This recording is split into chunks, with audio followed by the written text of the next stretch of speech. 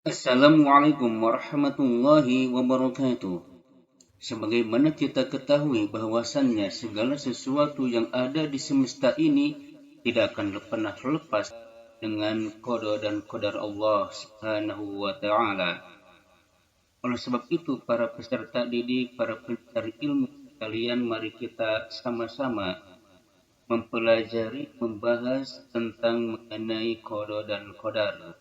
Begitu pula bagaimana posisi usaha kita hubungannya dengan qada dan qadar Allah Subhanahu wa taala tersebut. Qada dan qadar ini merupakan sesuatu yang mesti kita pahami, bahwasannya jika Allah menghendaki sesuatu yang baru itu ada, yang dinamakan qada, maka Allah kuasa mengadakannya. Dia adalah qadar. Sehingga dapat disimpulkan daripada pernyataan yang barusan bahwasannya qada adalah ketetapan Allah bagi semua makhluknya sebelum diadakan atau azali. Sedangkan qadar adalah pelaksanaan dari ketetapan atau rencana Allah Subhanahu wa taala tersebut yang dinamakan takdir juga.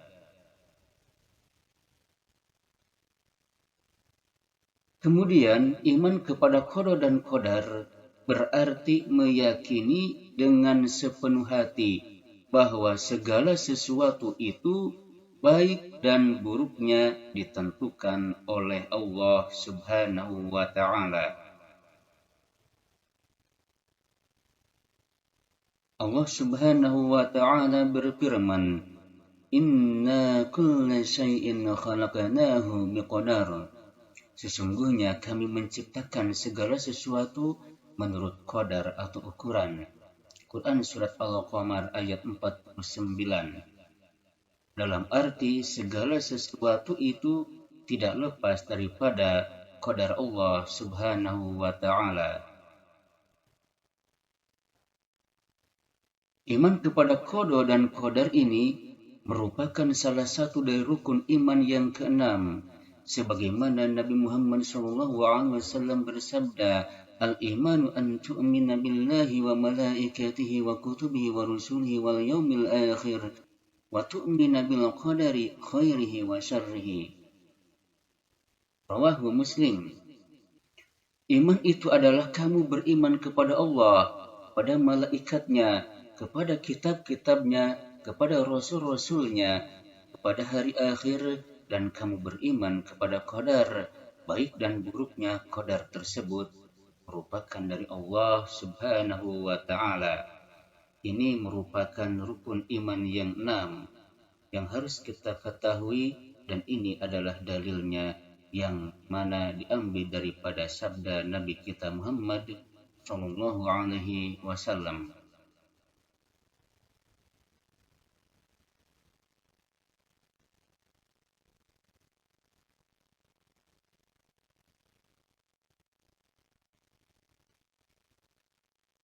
Oleh sebab itu, telah kita ketahui bahwasanya semua benda yang ada di alam ini terdapat takdir Allah, baik itu manusia, perbuatannya, bulan, bintang, bumi maupun langit, dan lain sebagainya.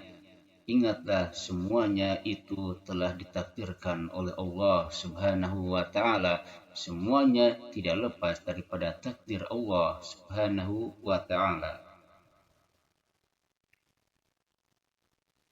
Lalu apa itu kasab manusia atau ikhtiar, dan bagaimana hubungannya dengan qada dan qadar? Baik, kita simak dengan seksama dan fokuskan perhatian agar benar-benar memahaminya. Takdir itu ada dua macam, yaitu ada takdir mubrom, merupakan qada dan qadar Allah yang tidak dapat dielakkan dan pasti terjadi, seperti ketentuan laki atau perempuan, terjadinya hari kiamat, dan datangnya ajal seseorang. Lalu yang kedua adalah takdir mu'allaq, yaitu qada dan qadar Allah yang digantungkan dengan ikhtiar seseorang atau usaha-usahanya menurut kemampuan yang ada pada manusia, seperti pandai dengan rajin belajar, kaya dengan giat bekerja, dan lain-lain. Oleh sebab itu, baik diusahakan maupun tidak, takdir Allah tetap berjalan padanya. Misalnya, dia berjenis kelamin laki-laki dan kaya. Jadi, baik takdir Allah yang digantungkan dengan usaha manusia maupun tidak, itu semua ditakdirkan oleh Allah Subhanahu wa Ta'ala. Sehingga dari pernyataan ini dapat kita pahami bahwasanya segala perbuatan kita merupakan segala sesuatu di bawah takdir Allah Subhanahu wa Ta'ala. Apa yang kita usahakan, apa yang kita perbuat, segala sesuatu yang terjadi dari perbuatan kita dan perbuatan kita itu sendiri, semuanya itu tidak lepas daripada takdir Allah Subhanahu wa Ta'ala. Ini yang harus kita pahami. Ingat, kita tidak tahu apa yang Allah takdirkan buat kita. Yang kita tahu takdir itu setelah kita melakukan. Oh, itulah takdir yang berjalan pada diri kita. Itu yang harus kita pahami. Sehingga kita harus berusaha untuk lebih baik dan mengerjakan kebaikan-kebaikan yang Allah perintahkan. Insya Allah jikalau takdirnya itu terjadi, itu akan sangat dimudahkan oleh Allah Subhanahu wa Ta'ala sesuai dengan kehendak dan ketentuannya.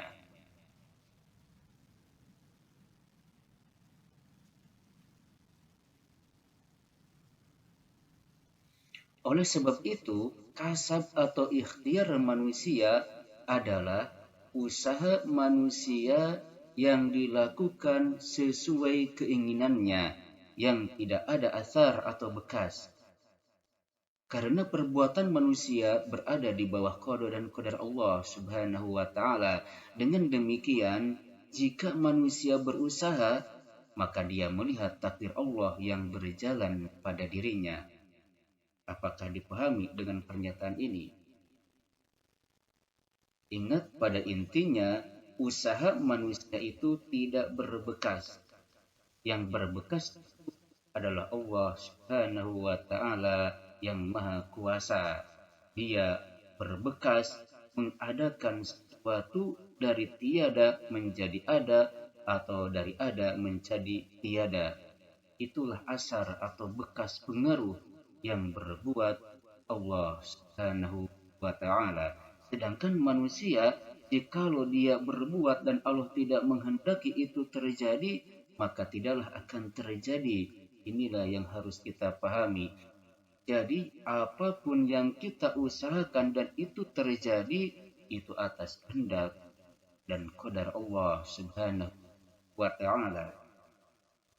Sehingga tidak ada alasan bagi manusia untuk sombong terhadap kemampuan yang dimilikinya.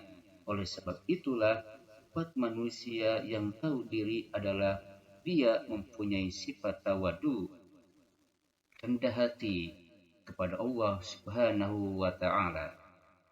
Ini yang harus dipahami oleh kita semua.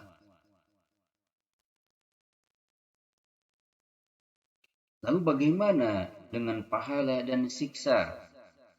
Nah, ini harus kita pahami bahwasannya jikalau kita berusaha dengan memperhatikan perintah Allah dan ridhonya, misalkan kita berusaha untuk mengerjakan sholat yang 5 waktu, itu diperintahkan oleh Allah. Jikalau kita berbuat itu tentu diridhoi oleh Allah Subhanahu wa Ta'ala. Maka usaha kita mengerjakan perintah Allah dan mengerjakan berbagai macam kebaikan yang Allah perintahkan, itu sesuai dengan kudrat, iradat, ridho, dan perintah Allah Subhanahu wa Ta'ala. Sesuai dengan qada dan qadar Allah, sesuai dengan perintah Allah, dan sesuai dengan ridho Allah, maka dia berpahala dengan apa yang dia usahakannya. Akan tetapi, jika usaha kita dengan memperhatikan apa perintah Allah dan larangannya, namun kita berusaha melanggar larangannya, tidak mengerjakan kewajiban yang Allah perintahkan dengan disengaja dan kita usahakan, maka takdir itu berjalan pada diri kita, bahwasannya kita mengerjakan sesuatu yang melanggar perintah Allah dan tidak diridhoi oleh Allah. Maka usaha kita itu sesuai dengan qada dan qadar Allah, akan tetapi bertentangan dengan perintah dan ridho Allah Subhanahu wa taala, sehingga apa yang kita usahakan itu berdosa karena tidak sesuai dengan perintah dan larangan Allah Subhanahu wa taala. Namun dalam hal ini kita harus meyakini bahwasanya Allah itu tidak pernah dolim terhadap hambanya. Allah itu zat yang maha adil dan dialah zat yang memberikan fadlun atau nugraha kepada hamba-hambanya. Yang jadi pertanyaan, mengapa kita itu ditakdirkan maksiat tapi disiksa? Ingatlah, kita harus berpikir dengan baik bahwasannya jikalau kita mengerjakan keburukan dengan disengaja itu perlu dicatat. Ada sebuah kontribusi usaha kita, sebuah dukungan, sebuah motivasi yang muncul dalam diri kita untuk mengerjakan maksiat kepada Allah. Itu yang ditilai menjadi dosanya. Sehingga apa yang kita usahakan itulah madarat kepada kita, jangan kepada melihat takdir Allah. Namun siksa itu melihat pada usaha kita. Walaupun toh itu kejadian merupakan kehendak Allah Subhanahu wa taala. Namun jikalau hanya kehendak Allah Subhanahu wa taala saja tanpa ada usaha dari kita, atau kita lupa, maka lupa dan tidak ada usaha dari kita itu tidak dinilai pahala dan siksa. Misalnya kita lupa di bulan Ramadan di siang hari kita makan, lupa itu bulan Ramadan. Karena lupa, setelah habis makan kita ingat kita sedang berpuasa.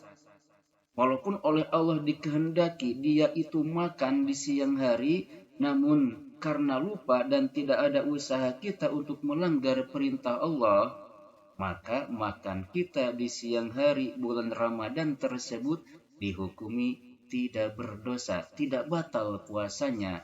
Maka kita memahami dengan contoh ini bahwasanya siksa itu menuju pada kesengajaan usaha kita, walaupun apa yang kita perbuat yang terjadi itu adalah atas kehendak Allah Subhanahu wa taala, atas iradat dan kudrat Allah Subhanahu wa taala. Ini yang perlu kita fahami.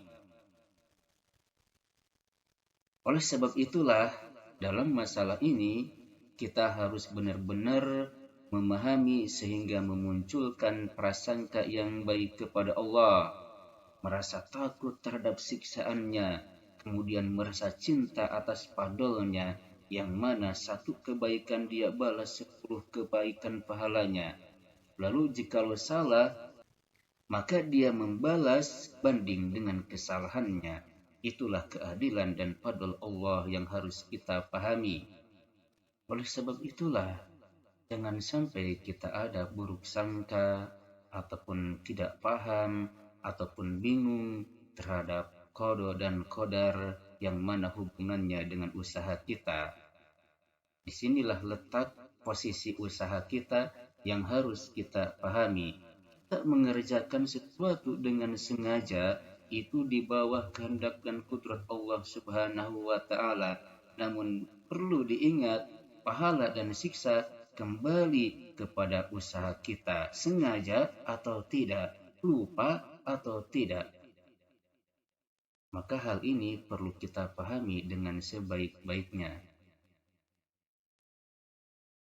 Para pencari ilmu dan peserta didik, itulah sekilas mengenai pembahasan tentang qada dan qadar yang mana hubungannya dengan usaha manusia. Ingat, wa allaisa lil insani illa ma sa'a, dan tidaklah bagi manusia itu kecuali apa yang dia usahakan.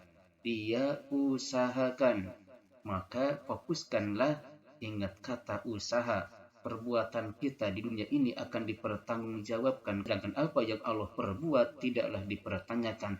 Jangan tanya apa yang Allah perbuat, tapi kita akan ditanya apa yang kita usahakan kelak. Munggu Allah subhanahu wa ta'ala. Demikian, semoga bermanfaat pembahasan kali ini.